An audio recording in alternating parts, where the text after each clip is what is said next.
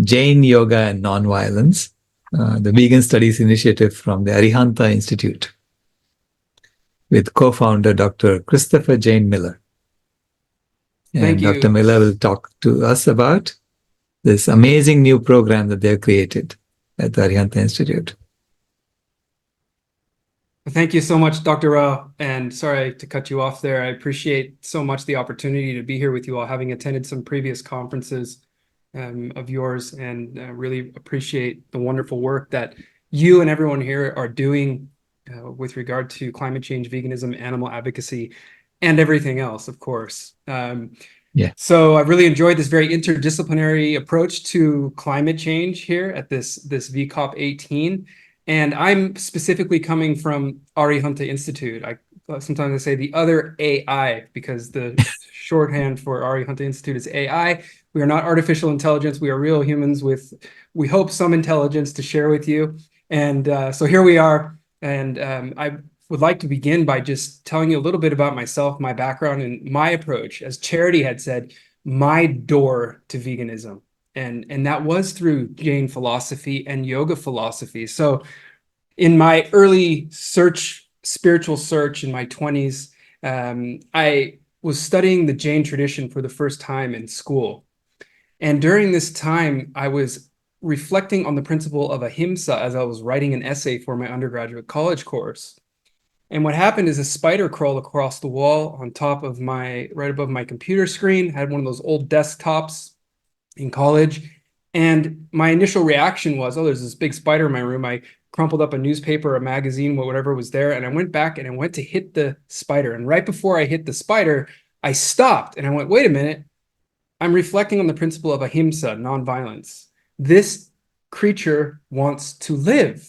This little guy wants to go on in life. And so what I did is I stopped and I realized in that moment that simply reflecting on these philosophical principles and ethical principles of non-harming and non-violence through the study of these religious traditions and these philosophical traditions could actually transform the way I viewed the world and the way I viewed my relationship to other sentient beings. And so, of course, I did what everyone else does in that instance. I took the spider out in a little cup outside. I was living at my grandfather's house at the time when I was in undergraduate school, and I let it go, right? And I can say I just returned from a camping trip here in Switzerland. I'm based out of Switzerland, out of Zurich, and we've just come back from this camping trip.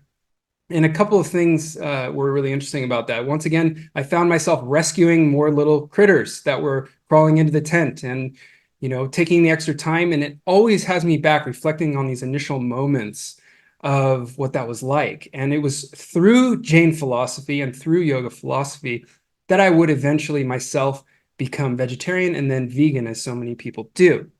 So way back in the day, 2012, maybe not too long ago, over a decade ago, I went into a yoga teacher training. And in this yoga teacher training, we were encouraged to be specifically vegetarian. This is a very common thing in yoga trainings and ashrams and places like this, that you're encouraged to become vegetarian. And I did that. And of course, we did that according to Patanjali's ethical principle in the Yoga Sutra, a spiritual text some of you may be familiar with, of ahimsa, nonviolence, which in fact has its roots primarily in the Jain tradition, in the ancient Jain tradition. And it is, of course, shared by Buddhist, Hindu, and other traditions as well. And what that got me to do is reflect on my choices of what I was eating and why I was eating it. And so suddenly I found myself no longer eating meat, right, for the first time in a major way. And that was really inspiring for me, that once again, studying these traditions, I was changing the way I was behaving. And it really opened up my worldview that animals, once again, want to live. So this time had passed. I had been thinking about this, but I hadn't really made the connection between what I'm eating and the initial insights I had when I was studying nonviolence and non-harming. Now, I became vegetarian for quite a long time as a result of this teacher training. And then I went and I became a university professor. And part of my job was to teach not only yoga studies, but also to teach Jain studies. And I'm going to tell you more about the Jain tradition in this particular lecture. And when I was doing that, I was preparing a course here in Switzerland in the summer of 2019. And I'm about to celebrate my 5-year vegan anniversary because of this moment. But I was preparing a course on Jain philosophy. I was vegetarian at the time. I had been enjoying Swiss cheese, Swiss chocolate, all these things, not thinking about it. And all of a sudden, there was a group of Jain vegans in the UK who were running this Give Up Dairy campaign for a very special and auspicious time of year that happens around August and September each year, called Paryushan and Dashlakshan. And this is the time of year when Jains reflect on their past harms that they've caused in life. They make promises to not continue those harms in the future, to do their best to burn away any karma that has accrued as a result of harming other living beings. And the Jain vegans in the UK did this very special promotional campaign. And they said, hey, we're Jains, we're already lacto-vegetarian. All we have to do is give up dairy and we're vegan. And it struck me as I was starting to teach Jain studies at that time, that if I was going to teach this tradition and the yoga tradition with any amount of kind of credibility from the ethical and philosophical perspective, that I myself needed to go with this community and make this change. And it was on August 5th of 2019 that I just did it cold tofurkey, let's say. I became vegan August 5th. And again, it's coming up. My 5-year anniversary is coming up. I'm very happy that I did that. And I have to thank for that my deep study of the Jain tradition. So that was my door, so to speak, into this world of veganism. And I now realize, as I know all of you do, I've been listening since the beginning of the presentations today and listening to the conversations, we all know that there are so many manifold reasons why we should go vegan. We all know we have different motivations for doing it, but we're all here because we know how vitally important it is for the climate and for climate change, and of course for the animals and everything else that we know it's important for. So what I'm going to do here is give you a glimpse into Jain Yoga, specifically the practice of Jain Yoga, what that means, nonviolence, ahimsa, and then talk a little bit about the Vegan Studies Initiative at Arihanta Institute. So once again, thank you for having me here, and I will now begin the presentation. So there's a couple of primary things, a few primary things I'm going to cover for you here and take you through, and I think this will all make sense when we get to the end, how this all connects together. I'm going to talk to you about the ancient Vedic sacrifice. And if you don't know what that is, you will, again, by the end of this presentation, know what I'm talking about. Then I'm going to show you how Jains reinterpreted that sacrifice through two stories of Harikesha and Jayagosha that are found in an ancient Jain text known as the Uttara Dhyana Sutra. So for those of you who are spiritually inclined vegans, I think you'll really enjoy this presentation. And then I'll tell you how this connects to how we've decided to create at Arihanta Institute a vegan studies initiative and what that encompasses and how you might be involved in that initiative. So, ancient Vedic sacrifice. Many of us have probably heard of the Vedas. The Hindu tradition, the contemporary Hindu tradition today is rooted in these Vedas, although it's gone through a lot of change. First and foremost, like most Hindus are now against animal slaughter. They're not for animal slaughter in the ways that they were slaughtered in some of these ancient texts. But there was this ancient Vedic sacrificial tradition that existed in ancient India, and Jains were opposed to it.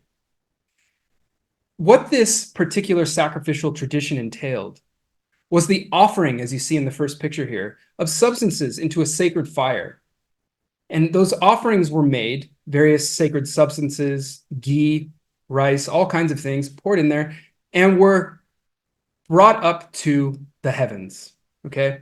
And then what's up in the heavens? The gods. And what the gods did was shower them with reward, with wealth, with land, cattle, sons as they wanted, all the things that they perceived as comprising the good life, so to speak. And this, of course, entailed a lot of desire for things that people really wanted to have, right? They really wanted to have all of these things.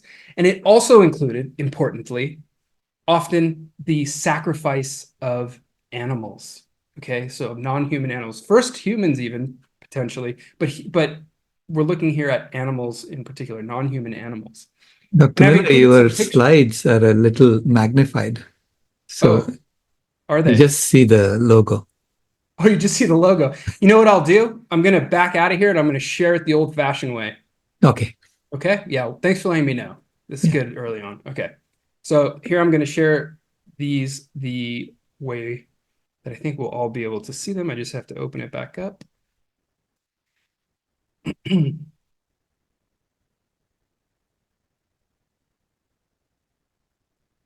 Okay.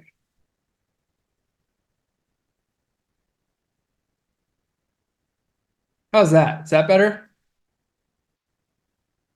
Yes, that's much better. Yeah. Okay, and I'm going to share it as a slideshow. Let's see how that works. It's still okay? Yes, perfect. Okay. Okay, so here we go. Apologies for that. So you didn't miss much because all the pictures are on that first slide. Okay, so this is the slide that I was on right here. Fire sacrifices were made to the gods. You see them doing that in that first picture there.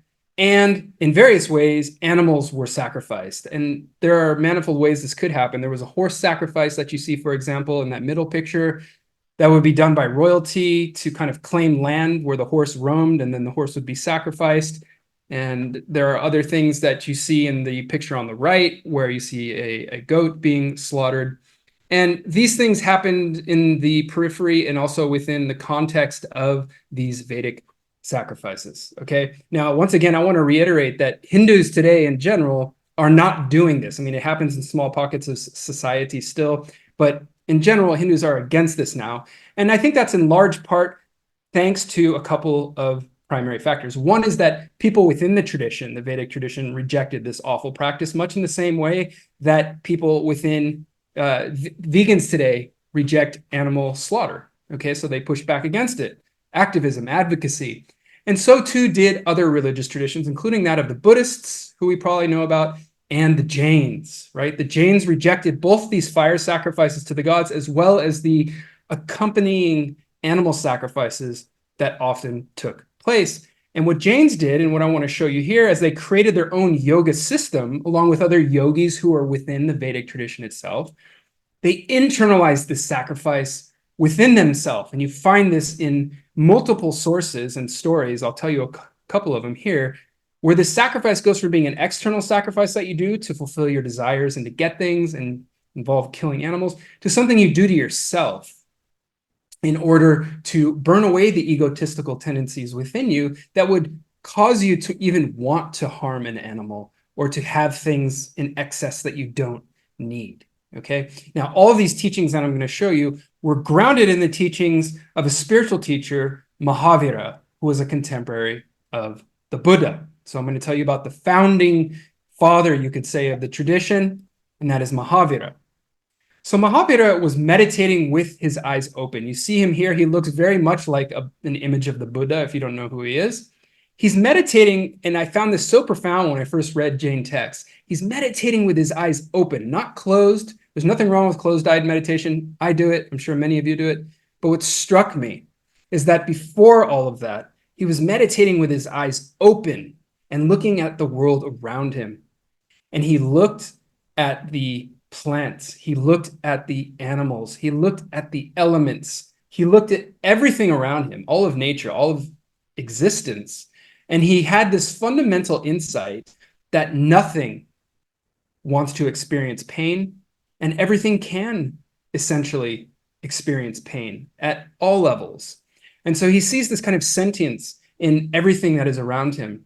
And as a result of that, he feels deep compassion for all forms of life. He recognizes, and this story recognizes, the human capacity to really feel compassion for all forms of life, human and non-human. And he says in one part of the text, quote, "A wise person should not act harmfully towards earth, water, fire, wind, plants, and animals."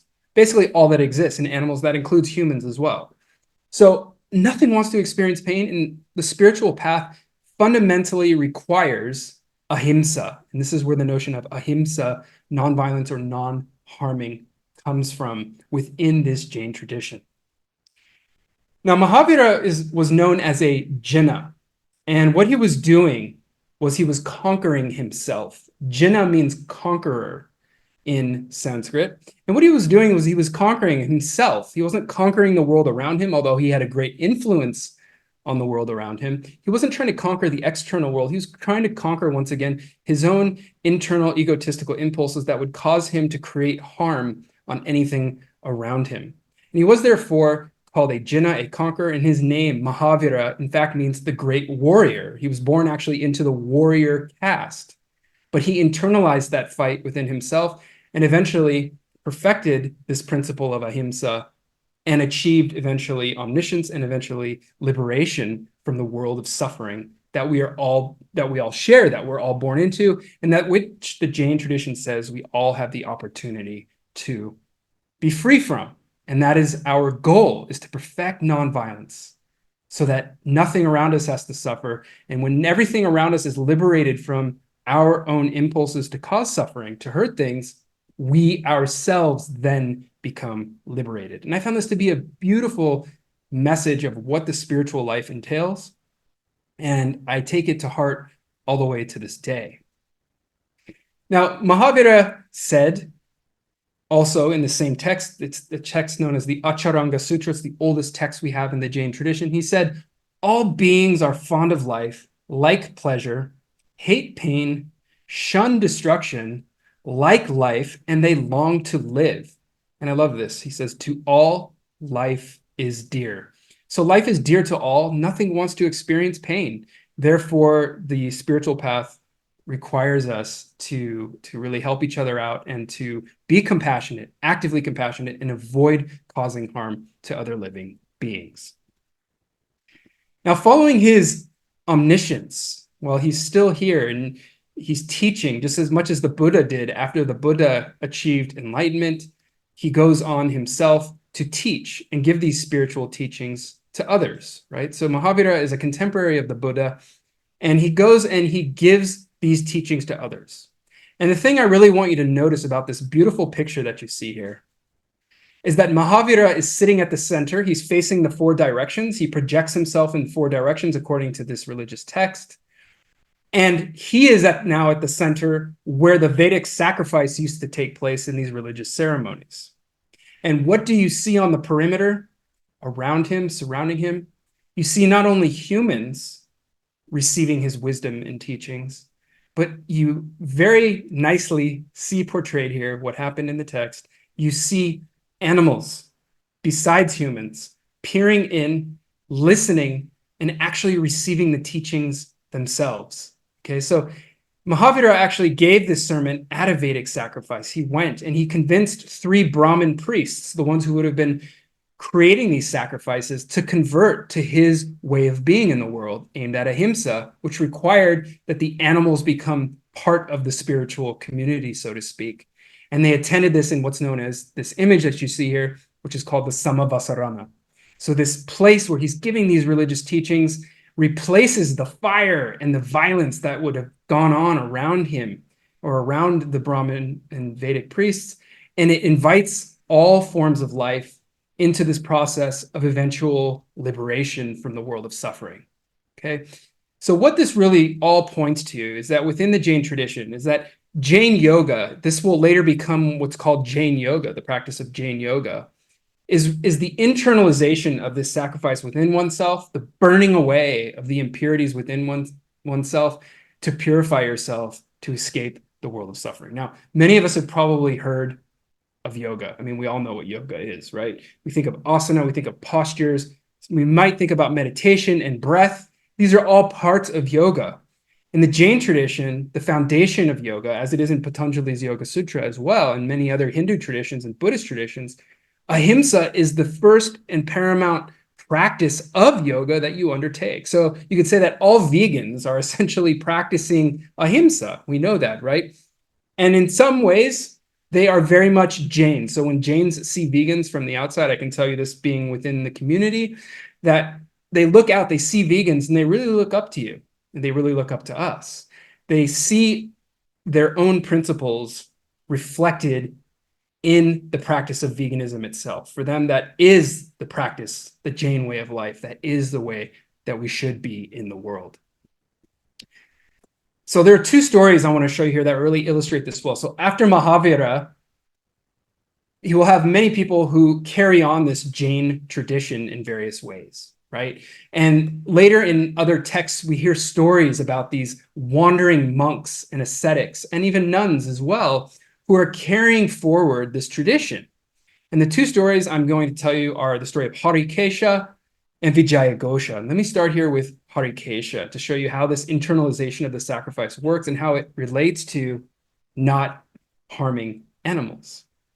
So Harikesha was a Jain ascetic who, during his begging, his alms seeking, because he doesn't own anything, he's wandering around trying to achieve liberation, encounters a group of Brahmin priests who are preparing a Vedic sacrifice. And this Vedic sacrifice, of course, is going to entail all the things I just showed you and could also entail, as the text shows, animal sacrifice. And instead of helping him, instead of feeding him something, these Brahmins persecute and abuse Harikesha. They're not nice to him. They tease him. They treat him in a really awful way. But Harikesha, being a yogin, remained calm and composed. He didn't let the abuse push him away. And I know all of you as animal advocates and vegan advocates experience various forms probably of hate, persecution, and other things. This happens all the time in the vegan community, right?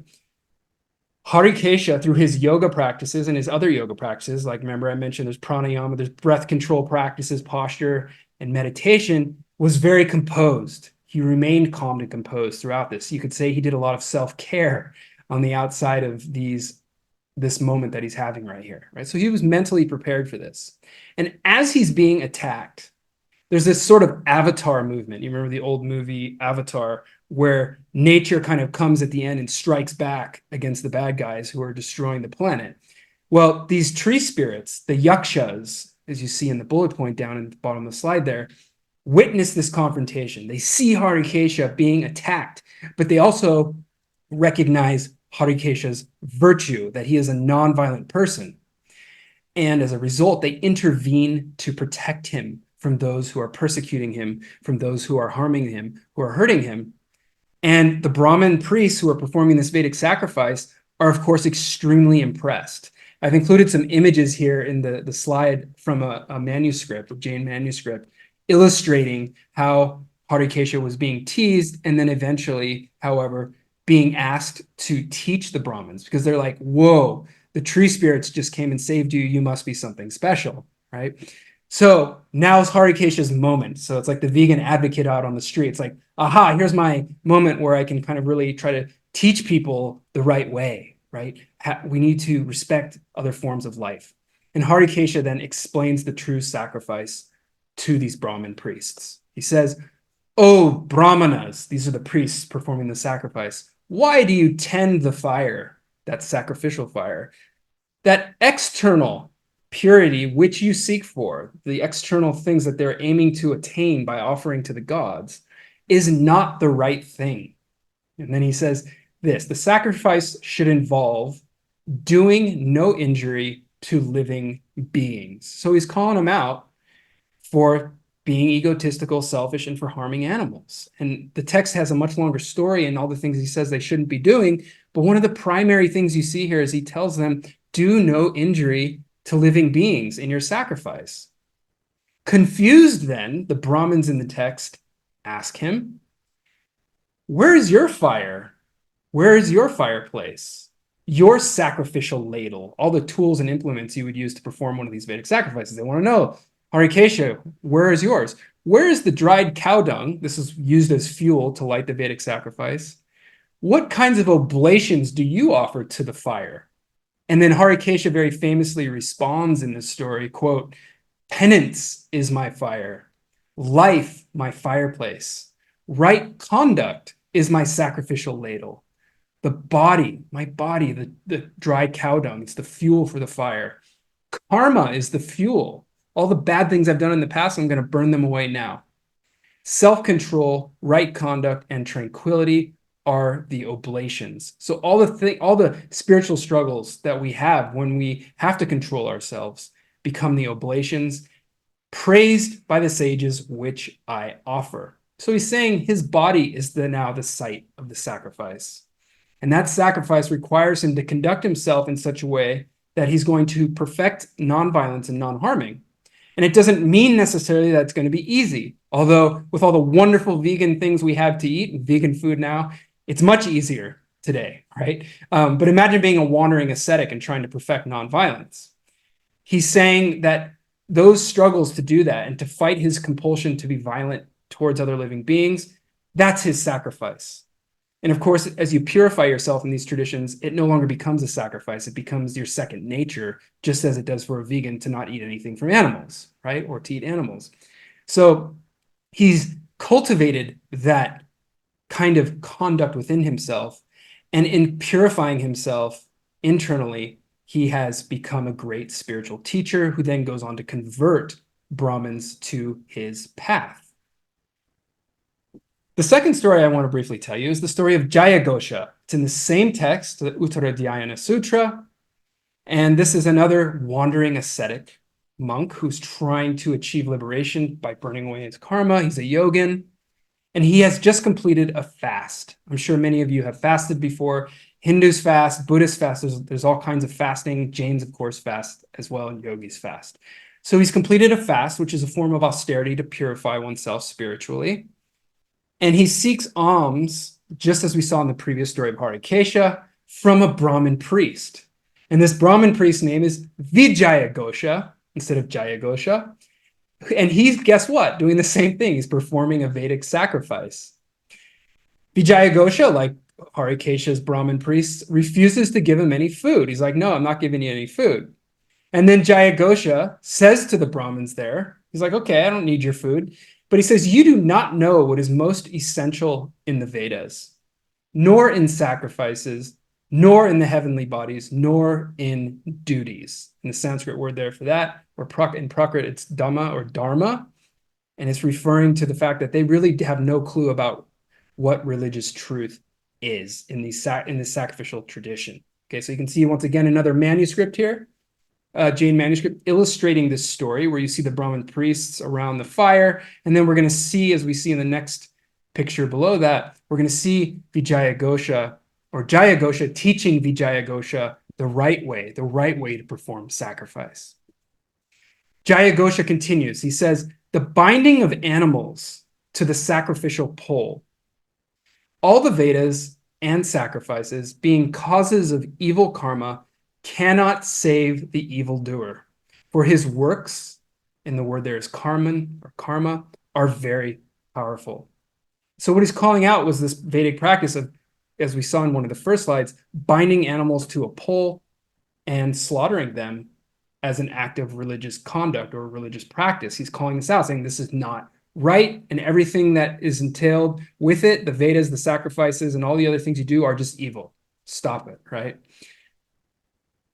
The Brahmin then, Vijayagosha, admits to the yogi Jayagosha. He says, wow, you are a sacrificer of sacrifices. So you've essentially sacrificed the sacrifice within yourself. And you can see then, you can see below Jayagosha giving the teachings to the other Brahmin priests. Okay, so he joins Jayagosha's ascetic order and follows the path of nonviolence. And once again, the internalization of that fire inside of himself as a sacrifice of himself and of his egotistical tendencies. They actually had rituals in the Vedic tradition where if you wanted to become a yogi or a yogin, what you would do is kind of breathe in the fire into your own body ritually. You wouldn't actually do it, right? But you'd be in front of the fire for the last time and you would breathe it in symbolically as if you are internalizing that fire. And then you'd walk out into the forest and you'd perform all of these austerities like you're being described here, which were forms of yoga to achieve liberation grounded in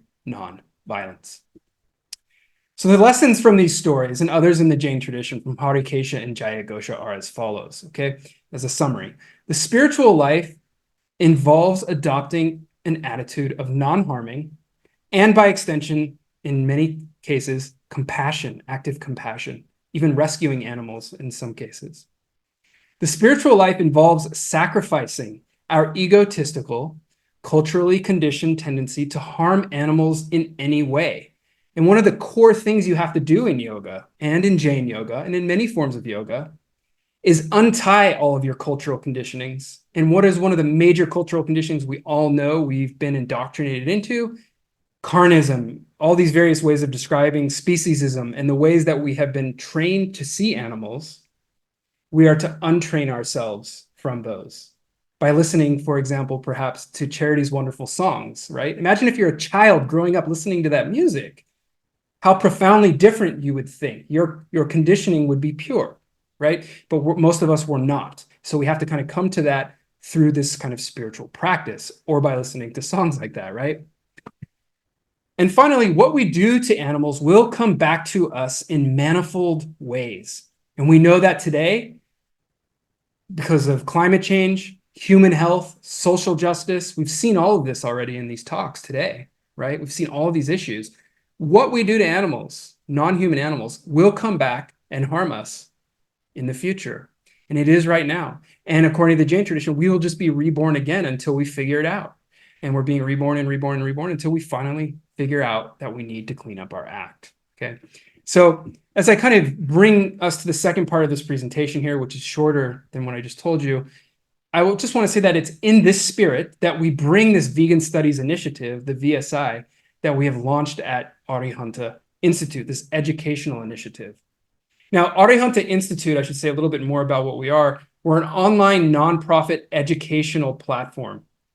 We teach Jain philosophy, history, and anthropology, much in the way that you've seen me tell these stories here. We go really deep into detail. We teach Jain Yoga, and we also even have a vegan studies concentration in our master's degree program that I will share with you in just a moment. And we teach all these things because they're all aligned with the principles of ahimsa and compassion. And so veganism, and I can say that all of our full-time faculty, even though it's not a requirement, and some of our staff as well, are vegan, okay? We teach this because it is aligned with these Jain principles. And we've brought this into our curriculum to share globally and publicly in our remotely available online offerings that I'll show you right now. And again, I'm not trying to sell you anything. I'm going to show you free stuff and close to free stuff because we are a nonprofit educational institute that really wants to share and spread the message and awareness of veganism, of compassion and nonviolence. And so I invite you to participate in any way that you are able to do so. So the Vegan Studies Initiative is an online program that is focused on promoting and enacting veganism as an expression of multi-species nonviolence. The mission of this initiative is to educate, empower, and connect everyone passionate about reimagining and co-creating a world in which our values and actions converge, right? We know as vegans that our values and actions are converging in what we're doing. And we knew that before, when we had various forms of cognitive dissonance, that they were not. And we all, I'll repeat it again, I love how Charity said this in the previous presentation, we all came in through different doors and we have different visions for how this could take place. And that's why it's important to consider what Professor Jonathan Dickstein, who's the academic head of the Vegan Studies Initiative, said is that we're all aiming for what he calls a unifying vegan horizon. We all have the goal on the horizon of becoming vegan or transforming the world to becoming vegan, I should say, as this conference is so much focused on, right? And VCOP and all this is. We all share this common goal. We will all come to it in different ways. My door and the door that we teach through Arihanta Institute is through the Jain tradition, is through Jain Yoga, through compassion.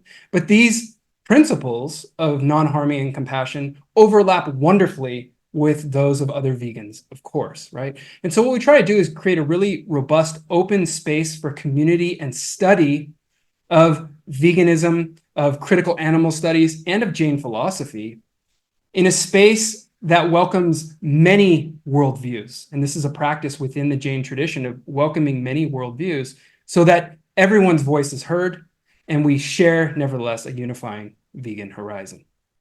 And I'll conclude here by showing you 3 brief ways you can join us if this calls to you. First, we offer a free Voices in Vegan Studies speakers series. You can even take a screenshot if you want, voices.arihantainstitute.org, where we feature speakers from both within and outside the Jain tradition to share various aspects of vegan studies, critical animal studies, Jain philosophy, even practitioners and advocates. You see, we recently had Ed Winters, Earthling Ed, come talk, for example, on our website, but then we also have scholars. Cheryl Abate from University of Nevada, Las Vegas just gave a talk.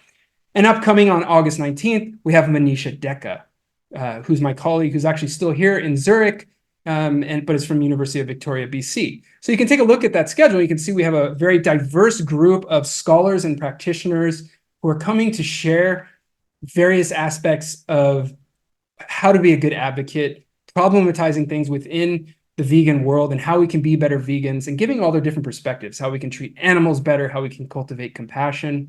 And this is, again, once again, it's a free speaker series that you are welcome to join and register for free on our website at any time. The other thing that we offer are certificate courses that are both live and self-paced. Professor Jonathan Dickstein and I recently taught Jainism, Veganism, and Engaged Religion. It was a wonderful online course, 4-week course. And we also have another course coming up, Debunking the Myth of Sustainable and Humane Animal Agriculture with Vasile Stănescu. I'm just showing you a few examples of what these courses are like. But it's a really community-oriented course where we're online, we're learning together. You have lots of learning materials from experts in vegan studies who really focus on specific topics of vegan interest. And I point this one out, Debunking the Myth of Sustainable and Humane Animal Agriculture, because it really speaks to what the topic of this conference is, which is climate change, right? What Professor Stănescu is going to do is walk you through the various ways that the animal agriculture industry greenwashes and humane washes environmental impact, in addition to many other things. Okay, so this is really relevant to what it is that we're concerned with here with regard to climate change. And finally, we also have a master's degree program for which scholarships are available. Again, once again, the goal is really to democratize these studies, where you can get a Master of Arts in Engaged Jain Studies online with our collaborator, Claremont School of Theology in California. And what's really cool about this, and why I share this with you here, is that you can get a concentration in both both of these, veganism, animals, and ecology. So this is the vegan studies aspect, or yoga studies. So you can study both of these things with us and go through all the topics that I've been talking about today in great detail. I'll leave you here. We do have this course coming up, Debunking the Myth of Sustainable and Humane Animal Agriculture. Our course fees are extremely low. Again, we are a nonprofit. We want to get the knowledge out. We do have website maintenance fees and all kinds of things that we do have to pay. But the point here is that we've had a very generous donor who has provided the opportunity for people to take this course for almost free. So there's a coupon scholarship code here if you want to take this course. There's a QR code to the website there you can take a screenshot of if you want. And I'm inviting you into this space because we really want you to take this course. So if anybody is absolutely can't afford to take a course, just reach out to me and I will be happy to provide you, if I can, with a scholarship to take one of our courses. I think I'm going to leave it there. I've really enjoyed. I don't want to keep rambling on, but I just want to thank you all for being who you are, for creating a wonderful end to my Sunday here in Switzerland, listening to all the various speakers who have come and shared so much of their expertise and everything with us all. And I'd open it up for questions if anybody has any particular questions. Thank you, Dr. Rao. Thank you so much, Dr. Miller. We've had this how to speak to the mind, and then how to speak to the heart, and now you're talking about how to speak to the soul. Thank you so much for your work. I didn't think about it that way. You're right. Yeah. Sai, would you like to ask your question? Hello. Yeah, we can hear you. I just had a question in two parts. First of all, we see Jain food whenever we go out. I think it's not having garlic or other root vegetables because Jains don't want to harm root vegetables. So when this traditions and this thought process runs so deep, I wonder. It just boggles my mind that why aren't 100% of the Jains vegan? Uh, that's the first part. And the next part, my question is: have you heard the city called Palitana, which recently came in the news? Okay, you must have. So I came across this when in Google. We get the trending searches in when you go to Google.com. So this was one of the trending searches. So 2 weeks back, the city in India, we became the first city in the world to ban non-vegetarian food. They, I see in the news that they have Jain monks have protested and closed down 250 butcher shops. So two parts to this point, to this development as well. Like do you think this is the right way to go about it? Number one. And also, again, why vegetarian? Why not vegan? Why have they become the first vegan city in the world? Why vegetarian? Hey, those are great questions, Sai. And I get those a lot in class, and I think you really got your finger on the pulse with some of the tensions within the community. And part of the reason we created the Vegan Studies Initiative was with support from Jains who are currently vegan, they've made the transition to vegan for all the reasons that we know here, right? So it's with their support that we're able to offer these offerings. Thankfully, we're very grateful for that. And so let me just kind of go through your questions one by one. Root vegetables is a good question, is one of the things that Jains tend to not eat, right? Especially in India and also even in the diaspora abroad. And the reason for that, as you said, is it's connected with nonviolence. So they won't eat potatoes, carrots, onions, garlic, and these kinds of things because they come from under the ground. Now, if you look at Jain scriptures, there are a number of reasons for that. And what I really love about it is that it's grounded once again primarily in the principle of non-harming. And they don't want to harm the plant. They don't want to kill an entire plant. So if you eat a root vegetable, the logic there is you're going to kill the entire plant. Just eat the fruit from plants that give fruit, for example, right?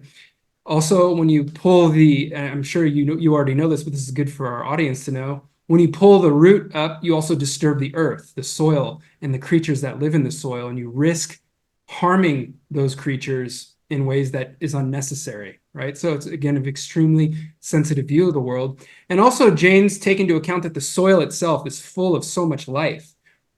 And so much life attaches itself to roots in the soil, right? And so that's why historically Jains have avoided root vegetables, which I think is a kind of a beautiful practice. I know Jain vegans who also don't eat root vegetables. Now, I'm going to admit I eat carrots, I eat potatoes and things like that. And sometimes I get a hard time for it. Other times people are like, it's okay, you're vegan, whatever. But this is a very strict Jain practice. And I have deep respect for people who can do both. Right? So incredible thing. And it's attached to this whole logic of nonviolence, really wonderful thing. And other logics as well, but I'll leave it at that. And then Politana, this is a really good question too. We're currently editing a book that has a number of chapters about the way that Jains engage the world. And one of our contributors has written a chapter that includes reference to this story in Politana. So in Gujarat, in Politana, very holy Jain site with Jain temples. It's a pilgrimage site, right? It's very holy. And the thing that was called into question there was non-veg food. And what they mean by that is non-vegetarian. And as you said, not vegan. And I'll come to that in a second. Being served in such a holy place, right? Or around in the confines of such a holy place.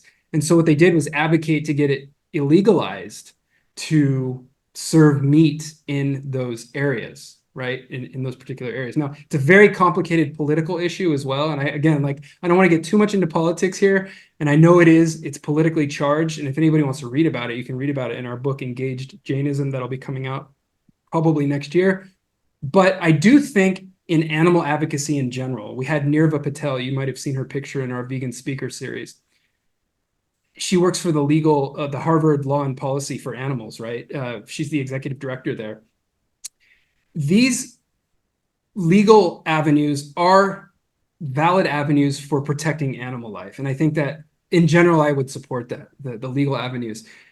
There is nuance, however, to the story in Politana of who those people were. There are caste stories about who was serving that meat and why they even had to be there serving meat in the first place. And what I would say to that is, like, if you're going to illegalize someone's way of life, just like with animal farming, then you have to help them transition to another way of being and providing for themselves. And I'm not so sure, and I'm almost 100% sure that didn't happen in this case, right? So on the one hand, it avoids the violence to the animals. It's very intersectional. And on the other hand, the low caste people who are serving the meat are now stuck in a situation where the thing that they used to create their livelihood, they no longer have a livelihood. Right. So I would say we have to transition them to something less harmful and better. Right. But I don't believe they got any of that support, as far as I know. Right. The Muslims or whoever else was doing it didn't get that kind of support. And I think we have to provide that in those cases. And just to answer your final question, why aren't all Jains vegan? Right. Like, I became vegan because of my study of Jain philosophy, but some of my Jain friends are vegetarian. And so it's a little bit perplexing. because the dairy is the thing, right? And I'm writing a chapter about this right now. There's so many excuses that people make within the Jain community to not go vegan. In some cases, I've been attacked for it within the community. There are so many reasons they won't go vegan that are very common that we find elsewhere in the non-vegan community, even outside the Jain community. And that points towards the various forms of cognitive dissonance that people have to justify it culturally, historically, saying, you know, we've been doing this for thousands of years. It's in our scriptures. Why can't we have dairy now? And not really looking at the current situation. And it really usually boils down to that thing. And there's all the other reasons too that are common, like convenience, right? The people who are cooking in Jain families have been cooking with dairy for years and years and years. And so I think there's a deep respect from Jains for vegans in general. Sometimes not, but in general, there really is. And they see it as a good, positive move. And part of our goal in the VSI is to help educate the Jain and non-Jain publics to continue this move towards transitioning to veganism. And within the community, there's the Jain Vegan Initiative that's helping transition the community towards veganism. The first temple in Southern California, where I used to live in Los Angeles, where I'm from, became fully vegan several years ago, very recently, under Dr. Jaswant Modi, who was the president at the time, under his leadership, became a fully vegan temple. Beautiful place, amazing tacos. If anybody's ever in Southern California, vegan tacos, it's a great place. So I'll leave it there. I really do thank you for these wonderful questions. And I think you've hit the nail on the head there. Thank you, Sai. Tammy? Yeah, thank you so much, for bringing that component of the ancients and the ancient traditions that have been happening for so long, speaking of non-harm, and then upgrading that. It's really deeply appreciated. So do you move out of the, and not out of, but inclusive of the spiritual realm and dairy, and to some of the other issues of why people have such a hard time fighting, because it's so addictive. It's like they call it casein morphine. So the protein in dairy is so addictive. So do you teach on that? Because I think it's a really big eye opener for a lot of people to know the addictive component of dairy as well, and that some of the fighting that they're doing is not necessarily them, but maybe the addict part of them that's getting triggered. Yeah, it's a good question. As someone, again, who didn't want to give up my Swiss cheese here, I know it well, and many of us know it well. The thing, I couldn't give up my cheese, right? And it's that dairy component usually that keeps us hooked. Very interestingly, I didn't mention this in the article, but very interestingly, in that same text that I was referring to, the Uttara Dhyayana Sutra, there's an early reference to something that will persist throughout Jain scriptures, all the way. Basically, they're still taught in the present, which is that if you want to be a true spiritual practitioner, dairy was allowed in a lot of these texts, right? It was like the one thing, because it wasn't part of this industrial system. It was still harmful in various ways, right? But it wasn't part of the industrial system that we have today. But there was still a recognition, even then, and I'm talking like early centuries BCE, that dairy is an addictive substance. It's a sensory addictive substance that is actually spiritually unbeneficial. And if you're not willing to give it up in this text, it basically says you're not a true ascetic, a true striver for liberation. So it makes it very clear that among other things, other sensory addictions, that dairy and things made of dairy, yogurt, curd, and these kinds of things, it lists them out in the text. It says, like, you have to give these things up if you really want to go the full path. And so, yes, I mean, we teach it in this way. And of course, like, I've seen popular articles about how dairy is addictive that you're referring to. We teach it this way to show that, look, this is something that humans have known about, and within the Jain tradition for a very long time, that there's an addictive part of this, and part of the spiritual path in the yoga traditions, broadly speaking, is that you have to overcome these kinds of sensory addictions, because underneath them, of course, are various forms of pain. And I really can relate to that. As someone who gave up alcohol a long time ago, but used to have a lot of alcohol when I was in my 20s, I can really empathize with, there's a lot of pain under there, but part of where these traditions are trying to take you is through that pain. and to kind of embrace and see what's there, right? And so underlying every addiction, there's something, and what this tradition is trying to say is like, you have to address that, right? Alcohol is also a part of it, other things, right? But that's one of them. That's one of the addictions that must be overcome. There's a Sanskrit word for it. It's vigai. And what it means, or the mahavikirtis is another one. And it means the degenerative substances that really don't serve you well on the spiritual path. You'll find repeated instances of it in later Jain texts as well. Thank you, Christopher. And I would love the resource. It would be great if at some point we can get the resources, the ancient scriptures that talk about dairy as an addictive substance. That would be beautiful for an article. Thank you so much for your conversation. Absolutely. Yeah, thanks. And I can actually, there's one on our website that mentions a lot of things I'm saying. I can try to paste it in the chat. Perfect. When I'm done. Yeah. Perfect. Thank you. Thank you. Thank you, Tammy.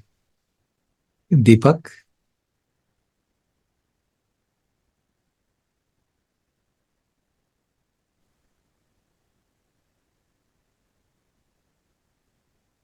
Hey, Christopher. Thank you Deepak. for that. So first of all, I think I somewhere heard that Hindu and Jain religions jointly issued a statement some 2,000 years ago, like at the start of the 80 period, I suppose, that basically a statement in favor of veganism. So I'd like you to comment on that. And second of all, does nonviolence, Dr. Nandita at the beginning of our summit today as well touched on that, that self-care is art care. So both what in terms of thoughts and feelings and also the foods we put in our body. So does nonviolence extend to us? Because I believe late Dr. McDougall also talked about that if we are trying to persuade others to go on this path and we are sick and obese, so that doesn't help them sort of attract them to this way. So yeah, that's kind of my question. So Yeah, great questions. First of all, I want that reference to this joint Hindu and Jain in favor of veganism. I don't have it. I want it. If you have it, share it with us all, because I haven't seen this myself. But it's important that if there is that resource out there, I would love to know what it is. And you can say more about it if you want in a moment. I'll answer your other question too. Self-care. So I'll say this, many Jains do a lot of self-care, right? Today, you could say they go to yoga, they do different things, of course. But if we're looking at the tradition and what its views on the body was this, that you have to have a strong body in order to walk the spiritual path. You also should not do things to your body that harm your body, just generally speaking. It's not karmically beneficial to harm your body. And although you should not do things to harm your body, you should also not be attached to it. So it's walking this very sharp razor's edge of not harming yourself and eating this, what would have been a lacto-vegetarian diet, or even vegan if you count some of the things in the Uttarajayana Sutra. So you have this healthy physique and body according to the Jain texts, but you're not attached to it, like looking in the mirror at yourself in the gym, doing self-care like this. So there's meditation, there's a healthy diet, there's all these things, of course, and it's in the text explicitly that your physique, your body must be well put together in order to be able to, continue on the spiritual path, or to perform it most effectively, let's say, right? So it doesn't say that you can't if you don't have a perfect body, but it's promoting that it helps accelerate the path when you do. And so you can see a lot of overlap, and even Jains who are vegan, who speak about this publicly, mention that. A lot of the doctors do, that having the healthy body in the tradition allows you to be a better spiritual practitioner. Does that answer your question? Is that what you mean by self-care and these kinds of things?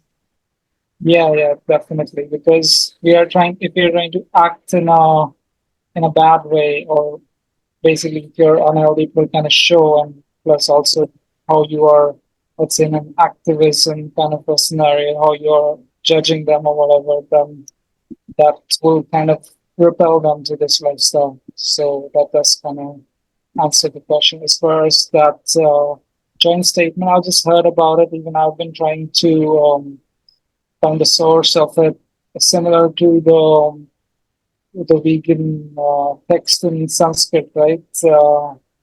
I'm forgetting that. Do you remember that? What's called, Dr. Rao? The vegan text? Yeah, the Sanskrit name for that. Oh, Shakahari, you mean? No. The philosophy of it, like the world is one family. Oh, Vasudhaiva Kutumbakam. Oh, yeah, that one. Even that one, I'm not able to find the source of. Mhm. Yeah, now I know what you're referring to. And also, you mentioned the word shakahari. Yeah, that's a good word. When you look up the Sanskrit root of shakahari in the Sanskrit dictionary, it literally says that it means plant eater. So that's how Jains and Hindus often refer to themselves as shakaharins, right? So I looked that word up when I heard it for the first time. That's such a cool word. And it means plant eater. There's nothing about anything but plants in there, right? There's nothing else. Yeah. So in that way, you're right. We can infer a plant-based diet, right? Yeah. I think the original definition of vegetarian is a plant eater. Eventually, through these white revolution and green revolution, kind of lacto and ovo came into the picture. Now that's the known definition of vegetarian. Yeah.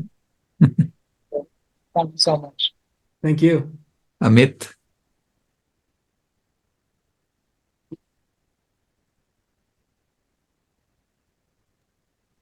Yeah. Hi. Thank you for the wonderful presentation. I really enjoyed it and loved it as well. I have a lot of Jain friends, and uh, since childhood, I've seen the first. Uh, I mean, I cannot forget the visuals when a person came after completing the Paryushan, and how the community really celebrated that person, like having a rath yatra sort of a thing, and everybody rejoicing. And I was a little boy, then I asked, what is this going on? What are they celebrating? What are they doing? So that person has returned from a Paryushan period where they did not eat anything. Like, wow, I would love to do that. And I was pointed as the crazy one. You can't do that. Yeah. Then I've seen people walking by uh, and wearing just a white mask over the face, a little cloth. I asked, why do they do that? Yeah, because the you could accidentally inhale a little jeev jantu or a little insect, or your is from hygienic point of view as well. And in COVID, we saw everybody did that, putting masks on the face, right, to not to accidentally inhale a virus or something like that. It's amazing. I am deeply in love with the Jain as a religion. Not sure if I could get accepted because of my love for potatoes. I could survive on potatoes, not able to give that up. My question is there I hold a diploma in commercial arts. I don't have a formal graduation degree. So is there a prerequisite for this MA course that you have on your site? First of all, thanks for sharing those stories of all the ways that Jains practice their nonviolence. Is beautiful. And we all got, as you said, we experienced it during COVID, what Jain monks and nuns often do in some traditions, which is wearing that mouthpiece for the rest of their life, right? Yes, our master's degree program, the only prerequisite, the main prerequisite with regard to degrees is you just have to have a bachelor's of some sort. You don't have to have the study of religion or anything like that. So we have students from all walks of life. I'll just say briefly, because I know time's coming to an end. We have students from all walks of life, mothers, fathers, retirees, business owners, entrepreneurs, accountants, and they all come with a different set of tools, let's say. And it actually makes it better that way, because then you're learning how to take the teachings into the career that you're in right now. That's part of one of the main things we do, is show people how to engage these teachings with their real life now. So nothing beyond that. Yeah. I'd love to talk to you about it more if you want to talk about it, Dominic. Yeah, I'll get in touch with you. Yeah. I could Great. use your email ID and get in touch with you. And do you know Siddhi Mehta? She's the founder of Rhythm 108 Chocolates in Switzerland. Vegan No, but chocolates. I just saw your message. Was that You your should message? check. You should check I her will out. check it Yeah. out now. Yeah, yeah. Yeah, she's based in Switzerland and amazing vegan chocolates. Yep. Thank you for the recommendation. Wonderful. Thank you, Amit. And thank you, Dr. Miller, for your presentation and for building all those questions. Thank you, Dr. Rao, and to everyone present.